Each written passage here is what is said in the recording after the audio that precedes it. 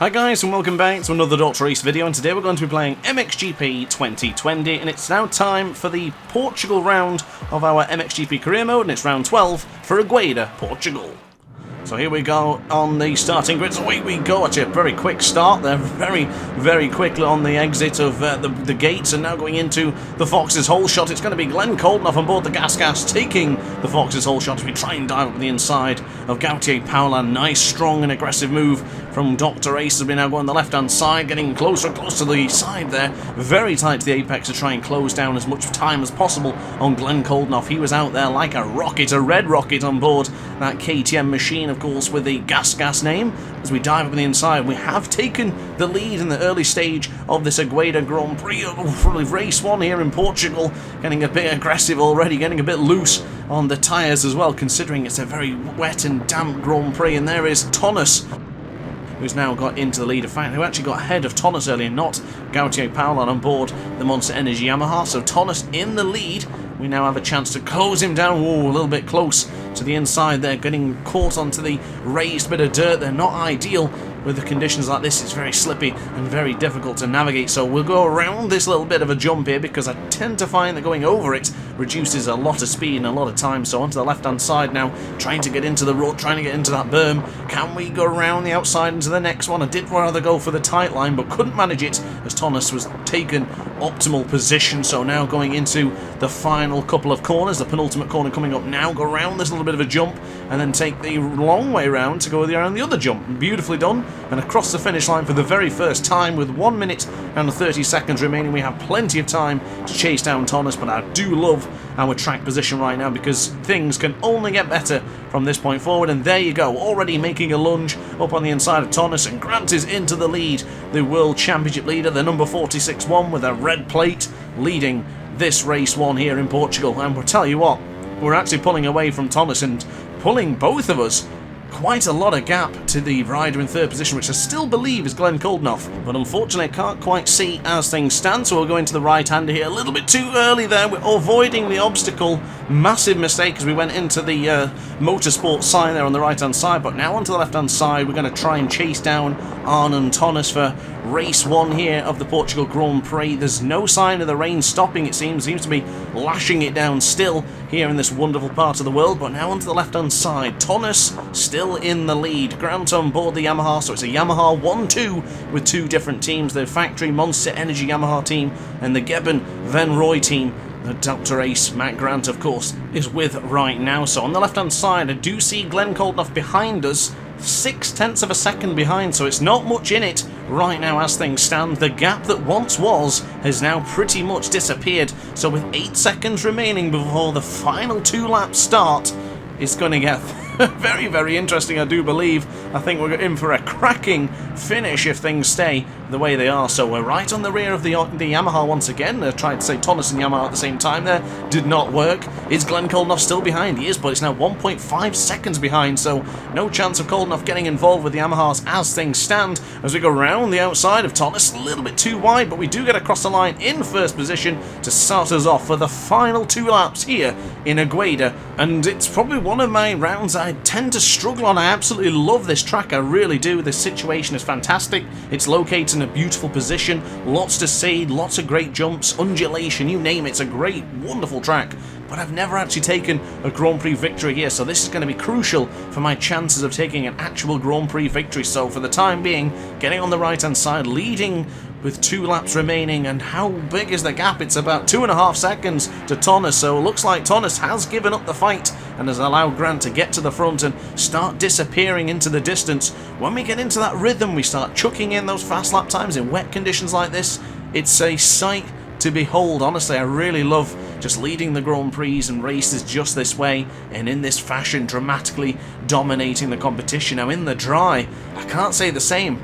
I originally did my very first video here in MXGP 2020, and that's where I discovered that the helmet cam was absolutely fantastic, and of course I've remained in the helmet cam ever since here in MXGP 2020. Now of course, just to mention, November the 30th we do have MXGP 2021 launching, so stay tuned for that. There'll be a heck of a lot of content done by yours truly, so make sure you're subscribed, and if you are enjoying this video as well, why not hit the like button as well, just to help the channel out. I'm on the pursuit of 2,500 subscribers for Christmas, so if you could help me out, I'd be very, very grateful. But for the time being, back to the action unfolding, as we're getting a little bit out of shape there going on the left-hander. We're still alright, and the gap hasn't come up on the left-hand side of your screen, so it means we're pretty much leading very, very comfortably. So across the line we will go, and it's going to set a very good lap time there. It's a 1:43.370, and we're 3 seconds ahead of Thomas, and I just briefly seen the Kawasaki rider Roman Febvre in third position, so Glenn Koldenoff has fallen by the wayside, and there's also no signs of Tim Geiser or Clement Dissal. So as far as the championship is looking right now, pretty peachy, very, very cushy indeed. So if we can continue with this form, as we run a little bit too wide there going into the right-hander, we still are on the ball though. It's still looking pretty promising as things stand here in round 12 for Agueda. I'm pretty confident with our ability to finish this race in the first position. It's going to be a wonderful, wonderful championship balance and swing if we can continue to ride this way. Feeling really confident with MXGP 2020, I really am. I've switched over to the DualShock 5 controller, the PlayStation DualSense of course, and it's brilliant. It's really good for this game. The vibrations are fantastic, and the triggers seem to be very responsive as well, so nice transition. We seem to be improving all the time, and of course I am playing on PC if you didn't know that already. But now onto the right-hander, this difficult part of the track. Races have been won and lost in this sector from me many, many times in the past. I think very first experience, that's the very first official MXGP game, I had a nightmare going into that right corner. But for the time being, we did get a little bit out of shape, and we have lost a bit of time, but I don't think it's really cause for concern at this point. I think we're pretty much confident in our abilities, and I'm pretty much certain that we've got the job done here in round 12 for race 1. It's going to be a big wheelie to celebrate with the fans, celebrate with the aces, because this is going to be a victory once again for Matt Grant here in Agueda. So big wheelie across the line, victory goes to Matt Grant.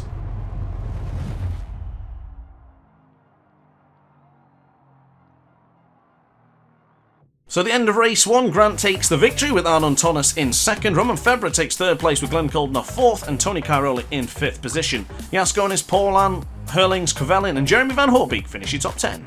So now back on the grid again. This time it's going to be trying. Away we go. We're in a brilliant position to take the Fox's whole shot. Can we get it done? But look at Thomas. He was off like a rocket, straight into the left-hander there. And Thomas is leading this race 2 right here in Agueda. Roman Febvre got a fantastic start as well, with Glenn Koldenoff in third position. So onto the left-hand side, we'll go really close to the gas there in the KRT. The Roman Febvre on the right-hand side as well. You can see that green livery stands out pretty nicely, if I do say so myself. As goodness me, I think Glenn Koldenoff just leapfrogged me there as we went to the left-hander.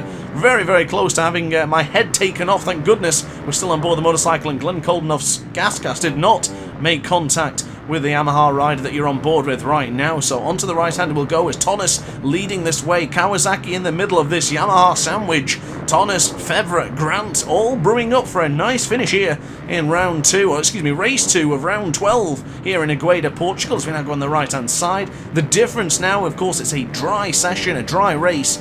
The difference is much, much harder for me. I'm not finding it as easy in these conditions. I much prefer the wet, and it seems odd to say that, and it's also kind of a benefit really, because MXGP 2020 is plagued with wet weather sessions. We now dive up the inside of Febvre, very close to trading paint jobs with the Kawasaki rider. They're very, very close indeed. As things stand though, we do have a good chance of winning the Grand Prix, although Arnon Thomas, who finished in second place, if he stays... Whoa, Roman Febvre, what on earth happened to the Kawasaki rider then? Goodness me, what on earth happened? He just launched himself into the scenery. Wow, I did not see that coming, but that has done us a tremendous favour. We've just lost the bike. We've just spanned the rear round, and unfortunately we are down, and now Glenn Koldenoff's going down. I have to take evasive action, and Jeremy Van Hoorbeek, who finished 10th place in the previous race, is now up there in third place. A brilliant job for Jeremy Van Hoorbeek. Talk about an improvement. Actually, it's not quite third place. It's roughly about fourth. Unfortunately, I can't count, it seems. Probably still can't now. But now onto the right-hand side, we're going to have to try and dig down deep to chase them down, because, of course, Thomas in the lead will result in him winning the Grand Prix, and I'm desperate to get this achievement that has just evaded me in all these seasons I've played MXGP 2020, so we're going to have to continue pushing and seeing if we can improve upon our position right now in 6th place, of course. And what do you know, ladies and gentlemen, the heavens have opened once again. with 30 seconds remaining of this MXGP Race 2 here in round 12 of Agueda, Portugal, is now giving us rain once again. So is that a little bit of a gift from the gods? And there is Arnon Tonnes crashing as well. This is a wonderful opportunity for Grant on board the Yamaha to have a wonderful chance of getting back into contention for the podium, or better still for a victory. But there will only be 2 laps remaining upon completion of these 10 seconds, so who knows what's going to happen, what's in store for us right now, ladies and gentlemen. I tell you what, we're in for a treat, that's all I know. That's all I'm going to say about the matter. But now onto the left-hand side, let's see what we can do under the wet weather conditions. Gautier Paulin behind us, and the KTM of Brian Boge is just a little bit further ahead, and there is Paulin, as unfortunately I have just avoided the obstacle, and Tony Cairoli is leading this one. I haven't even seen the man on board the KTM in this one. Not even in the first race either. So what a position for Tony Cairoli to be in right now. And look how far he is ahead of the rest of the pack right now. And I tell you what, things aren't going peachy anymore. Yascone has just been taken out from Grant's Yamaha. Well, what absolute carnage. A catastrophe here in Agueda. Absolute abysmal. I cannot believe how much we're begun to struggle in race 2. We had it all sorted out in the first race, but not here in the second one. We'll be very, very lucky to finish anywhere near the podium by the end of this Grand Prix. So now onto the left-hand side, we do have a sandwich of riders there to get on through. We've just got another Yamaha rider there, so I can't quite see who it was. It might have been Henry Jacobi, but there is Jeffrey Hurlings getting very aggressive. A massive carnage there. Is a huge amount of aggression from Henry Jacobi, as that was extremely, extremely dangerous. Absolutely launching it into the side of me there, and has completely scuppered our chances of getting anywhere closer to the front runners. Glenn Koldenoff is a little bit further ahead. I guess he's sort of the target as things stand, but Jeffrey Hurlings and Henry Jacobi playing the devil's advocate right now, making sure it's hard for the world champion, or at least world championship elect, to try and get any additional points. On the right hand side, let's see if we can get back at Jacobi and give him the big don't argue, the same he did to us just a couple of corners ago. But now onto the right hand side, round the big jump, and hopefully we can fight back at Henry Jacobi. I'm not impressed with that lunge. I thought it was awfully aggressive, so we'll give it him back here, touching Yamaha on Yamaha as we now get her through. And now Jeffrey Hurlings is in the sight, number 84. The Dutchman just hanging in 10th place as things stands. Ugh, didn't realise we were so far down as Tony Cairoli sets us up for the final lap. Of course, Tony Cairoli time is in effect right now, as we'll now go over the line with a 1:46. What on earth happened then? What on earth? What? Why did it reset me? What? Answers on a postcard, please. Why the hell did that just happen? I didn't do anything wrong, or at least I don't believe I did. And we have now been bumped down to 15th position. We are now behind championship rival Clement Desal on board the Kawasaki. This is not looking too good right now. And Ivo Monticelli has just crashed behind us in 16th position. Even Koch is there with Kevin Strivos. Riders we don't see very often, probably because of their grid positioning and how far they tend to veer back in the Grand Prix. But unfortunately, we're not having a great battle with them right now. They're actually getting ahead of me. They're doing very, very well. And this Agueda Grand Prix in total has gone from being an absolute stunning performance to something dire in just one round. Absolutely crazy. This is not what I expected here today. Not on this Muddy Monday. Not here today. Not now. As we now go on the left-hand side once again, making more and more mistakes. We're down to 18th place. We're going to be last in a moment if things continue. Kavelin's there. Yaskonis is there. Tim Geiser. What is he doing down here? The lanky Slovenian. So far down with teammate Mitchell Evans. I don't know what's going on. I have nothing to say anymore in this Grand Prix. This round 12 has been very, very entertaining. Race 2 has certainly thrown us some curveballs, let's be honest. Things have not gone very well here right now, but for the left-hander we've got only a few more corners. Tony Cairoli is victorious here in race 2 here of Agueda, Portugal, as we battle it out with Clement Desal for absolutely nothing. And down at the back here, 19th position is the worst possible position we could possibly think of. In fact, Ivo Monticelli's there. He could be getting through, and he actually is already through. Can we fight back against the man on board the gas diving from the inside of Clement Desal? Do we have it? No. From first in the first round to 20th in the second. Goodness me. So at the end of race 2 sees a absolutely bizarre Grand Prix come to its completion, with Tony Cairoli, Tonnes and Brian Boges taking the podium. Roman Febvre just barely misses out with Jeremy Van Hoorbeek. Paul's Jonas, Paulin, Siwa, Hurlings and Henry Jacobi finish off your top 10 for round 12. So at the end of the Portuguese round, Arnon Tonnes finishes at the top of the pile, with Tony Cairoli and Roman Febvre finishing on the podium. Boges misses out with Paulan, Koldenhoff, Van Hoorbeek, Grant, Jonas and Hurlings finish up your top 10, but look at that for Grant. Victory in the first one, dead last in the second. As far as the championship goes, we are still leading quite comfortably right now. Managed to take 14 points ahead of Tim Geiser and lost 2 to Gautier Paulan, so things aren't looking too bad after all. But guys, I really hope you enjoyed this video and hope you enjoyed it as much as I had making it. If you did, let me know in the comment section down below, and even consider liking the video and subscribing as well, as it helps the channel out a hell of a lot. But upon that note guys, thanks for watching as always, appreciate you checking out the content, and I will see you in the next video. Ciao for now.